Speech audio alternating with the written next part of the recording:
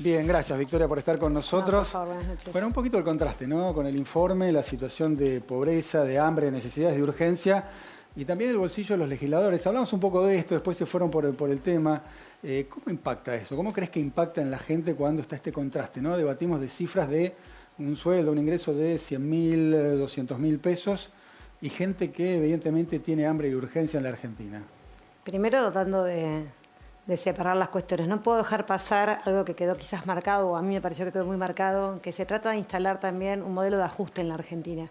Y esto no tiene absolutamente nada que ver con la realidad.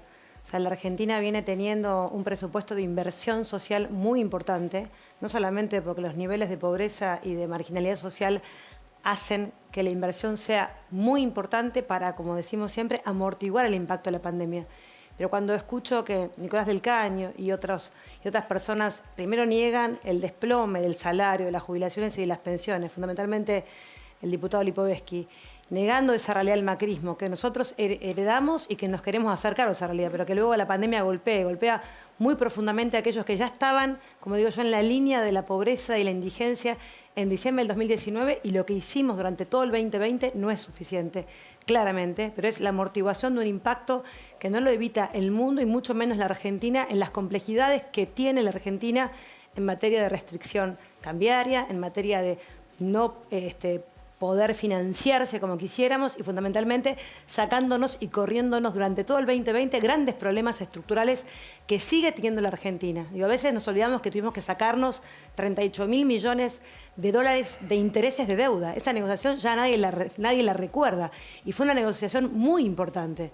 Entonces yo creo que tenemos que primero tener muy presente qué país agarramos en diciembre del 2019. De esos 18 meses, 15 nos tocó hacernos cargo de ese país con mucha responsabilidad, sentando prioridades. La vida claramente es una prioridad y luego la recuperación de todos estos sectores que niegan que hubiesen sufrido. La pérdida del poder adquisitivo de los jubilados durante el macrismo, con el intento del cambio y la modificación de la jubilación, fue atroz. 22 puntos reales de pérdida de lo que podían acceder. O sea, pensemos fácil, los jubilados en diciembre del 2015, cuando se fue Cristina Kirchner, una jubilación mínima era equivalente al 1.38, una canasta básica total. O sea, de lo mínimo indispensable para no ser pobre. O sea, superaban claramente esa jubilación. Macri nos dejó una pérdida real. Apenas cogoteaban esa canasta básica total los jubilados de la mínima. Queremos recomponer eso. Hicimos un cambio al modelo de las jubilaciones y claramente tenemos que ir caminando mucho más lento de lo que quisiéramos. Pero déjame mucho más decirte lo lento. siguiente. El gobierno puso una malla de contención el año pasado, producto de la pandemia. Está el famoso IFE. Sí. Este año el IFE no está, pero además tenemos una inflación creciente. Es decir, las condiciones son realmente malas para gente que viene necesitada hace muchísimo tiempo. ¿Qué respuesta le está dando el gobierno a esa gente? Primero aclarar que todo lo que pasó el año pasado tuvo que ver con situaciones en pandemia que son diferentes a las de ahora. Esto es el ASPO fundamentalmente durante muchos meses y luego el DISPO, el distanciamiento, que provocó que muchas ramas y sectores de la economía realmente estuvieran paralizadas. No es que negamos que ahora los gastronómicos, el turismo, la hotelería, los servicios, la cultura siguen estando en una situación dramática, pero claramente la situación es distinta en la Argentina al 2020. Digo distinta en términos de actividad económica real. Entonces, la verdad que la Argentina no resiste la emisión monetaria de 7 puntos del PBI pensando que eso no va a dañar la economía real de todos nosotros.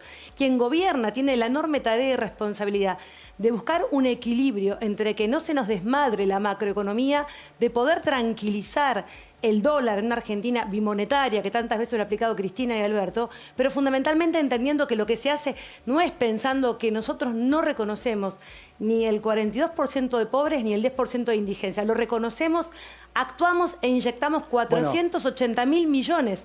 El repro en la Argentina eso te quiero preguntar, pero concretamente, para bajarlo a tierra, porque hay un informe de la UCA de las últimas horas que habla de la gente malnutrida, producto precisamente de la pobreza y de notables, digamos, necesidades que tienen. Trabajamos todos los días con los 70.000 niños y niñas que tenemos detectados. Bajemos la tierra. ¿Qué respuesta estamos dando sobre esa realidad? ayuda Primero, a esas personas que no son pocas, ¿no? La Estamos base de la Argentina pirámide muy en la pobre. Argentina son 4,8 millones de indigentes. El 10,5 de indigencia en la Argentina es más marcado todavía en niños de 0 a 14 años. El refuerzo alimentario ahí fue muy potente. Este anuncio del presidente de la Nación de hace apenas un mes, que se terminó de pagar el 3 de junio, esa inyección de 25.000 millones de pesos en el bolsillo de las madres que tienen niños de 0 a 14 años, no solamente estamos buscando recomponer el daño que se provocó en esos sectores durante 4 años de Macri y de la gobernadora Vidal en la provincia de Buenos Aires, para citar la región del conurbano donde mayor cantidad de niños en esta situación de vulnerabilidad social tenemos. Esa inyección muchas veces pasa sin pena ni gloria, es muy importante y permite que esos hogares salgan de la línea de la indigencia de manera inmediata. Contabilicemos 4.017 pesos de la asignación universal por hijo, que en junio aumenta por ley, pero fundamentalmente los 6.000 pesos, si tienen un hijo, que es el 50% del universo, están recibiendo 10.000 pesos. Esa mamá con ese niño a cuestas, para dejar de ser indigente, necesita obviamente de esa asistencia de 10.000 pesos. ¿Es lo que queremos construir? No. Es lo que debemos hacer en un tiempo de emergencia, con estos niveles de pobreza y con el reconocimiento que el subir esos escalones de la economía real nos van a llevar un tiempo. Y esas madres, lamentablemente, son las últimas en la inclusión laboral. Está demostrado que las mamás pobres con niños a cargo son las últimas que se incluyen en el mundo laboral cuando la economía real empieza, por supuesto, a crecer, a moverse y a desarrollarse. Ahora, Victoria, en este contexto de emergencia económica, social, profundizada por la pandemia, pero con un alto índice de pobreza en la Argentina, ¿cómo está hoy la relación con los movimientos sociales? ¿Cómo están trabajando? ¿Cómo es la articulación hoy en los barrios populares con los movimientos sociales? Es muy importante, Cata, decir la verdad. La Argentina se sostiene básicamente con estos niveles de pobreza e indigencia por un Estado que está presente, pero una comunidad organizada que es realmente no solamente conmovedor ver el esfuerzo que hacen, sino que hay cientos y miles de invisibles para muchos argentinos y argentinas que son los que sostienen las ollas populares, la asistencia a la gente que se enferma con COVID, esa asistencia alimentaria del vecino que tiende la mano, de la iglesia, de la parroquia, los movimientos sociales. En esos territorios de las 4.416 villas de asentamiento en nuestro país, las 44.000 hectáreas, ¿no?, de plantaciones del modelo agroexportador, las 44.000 hectáreas que no tenemos que dejar de mirar nunca, que son aquellas a las que hay que llevarles esa inclusión de la que hablaba en el informe. Tenemos en la Argentina cerca de entre 300.000 y 900.000 hombres y mujeres sin documento nacional de identidad, sin identidad. ¿Cuántas personas están sin documento? El ministro del Interior, Guado de Pedro, y el equipo del RENAPER estima que en la Argentina cerca entre el 1 y el 2%, y por eso son los números tan impresionantes, pueden estar hoy sin identidad. Eso te quería preguntar. Sin documento. Sin documento no hay llave de acceso a ninguno de estos derechos que hablamos recién. Hablabas de los invisibles, ¿no? Estamos hablando de estas personas. ¿Qué quiere decir? ¿Qué es lo que están haciendo con este certificado de preidentificación? ¿De qué manera esto es un proceso que ustedes consideran de inclusión? Es un proceso de inclusión que tiene que ver con hacernos cargo que después de 11 años en la Argentina, con una medida tan importante, de tanto nivel de inclusión como es la asignación universal por hijo, todavía en la Argentina hay cerca de 230.000 niños y niñas a los que no llegamos, a los que el Estado ni siquiera pudo llegar con algo que es un derecho, que es el derecho al ingreso. Por ende, tampoco llegamos con la tarjeta alimentar. ¿Por qué? Fue la pregunta que se hizo el presidente de la Nación conociendo estos números y por qué nos dimos cuenta que uno de los motivos no es que los niños y niñas no tengan documento nacional de identidad, lo tienen. Esa población infantil, después de que el gobierno de Néstor y Cristina apuntó a la transformación del sistema de obtención del DNI, hoy no es aquel documento verde que teníamos nosotros cuando éramos chicos, es un documento de mucho más acceso para los sectores populares. Pero es cierto que madres y padres, promedio entre 18 y 35 años en la Argentina, todavía están viviendo entre nosotros, entre los barrios populares, sin documentos. ¿Qué pasa con esa situación? No pueden recibir los beneficios sociales sus hijos.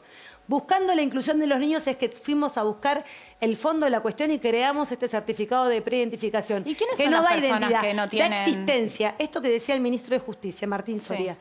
Tenemos en la Argentina contabilizadas más de 14.000 causas identificadas en el ámbito de la justicia, de los señores jueces, que a veces cuando hablamos de que queremos transformar la justicia también los queremos llamar a que no podemos naturalizar que una persona en extrema vulnerabilidad llega a un juzgado de familia y no encuentra una respuesta por 6 o 7 años. Son personas que están afuera del sistema completamente. Son los casos M, ¿te acordás la niña de la Ciudad Autónoma de Buenos Aires que tanto conmovió a muchos argentinos y argentinas? Para nosotros esto ya existía, ya tenía rostro, y el rostro era en todo caso la vida de Olga Garañaz, una vecina de San Miguel, provincia de Buenos Aires, a la que se dirigió el presidente, a la que el presidente de manera inmediata empezó a trabajar en el gabinete, Santiago Cafiero, Guado de Pedro, y nosotros como el Consejo a ver qué podíamos hacer y cuántos casos había como estos en la Argentina. ¿Y qué le permite este certificado? Digo, eran invisibles. De esta manera vos decís, existen. De esta manera... El RENAPER, que es el organismo que otorga, por supuesto, la validación de los datos de esa persona, hasta tanto esa persona construya su inscripción administrativa en cualquier registro civil. En ese mientras tanto, el RENAPER le da existencia para que por lo pronto pueda circular, pueda anotarse en el plan de vacunación y pueda liberar el pago de la asistencia a sus hijos. Claro. Estamos hablando de hogares de extrema vulnerabilidad con una mamá NN, con niños con documento nacional de identidad que no se llegan. Hoy, el gobernador Axel Kicillof y la ministra de Gobierno, Teresa García, anunciaban en el marco de esta política mi identidad, mi derecho. ¿Por qué? Porque la provincia de Buenos Aires también se quiere acercar a esta realidad. Y es una provincia en donde la región del AMBA tiene altos niveles de extrema vulnerabilidad social. Y ya el gobernador se da cuenta de que hay distintas fuentes de información. La justicia es una. Soria diciendo hay casi 20.000 causas que tenemos que agilizar y que tenemos que darles identidad. El gobernador dice, en el sistema público educativo tenemos allí el registro más alto para empezar a tirar de esta cuerda, otorgar identidad y hacernos cargo de esta situación. No buscar al culpable, que en definitiva fue un niño que no tuvo posibilidad de ser inscripto en tiempo y forma y que luego cuando es adulto no encuentra, como digo yo, la puerta del Estado que lo abrace, que lo contenga y que le diga, este es el camino. Victoria. Los casos son conmovedores. Esta es la Argentina que también heredamos y es una Argentina que muchos me dicen, parece que la pobreza la generó Macri. No, claramente no, pero Macri desarmó y ajustó la estructura necesaria para ir generando condiciones del crecimiento económico que no lo tuvimos y también, por supuesto, quitó ese puente que tiene que ser el Estado. Mientras crecemos y nos desarrollamos, tenemos que estar al lado de los sectores que lo necesitan.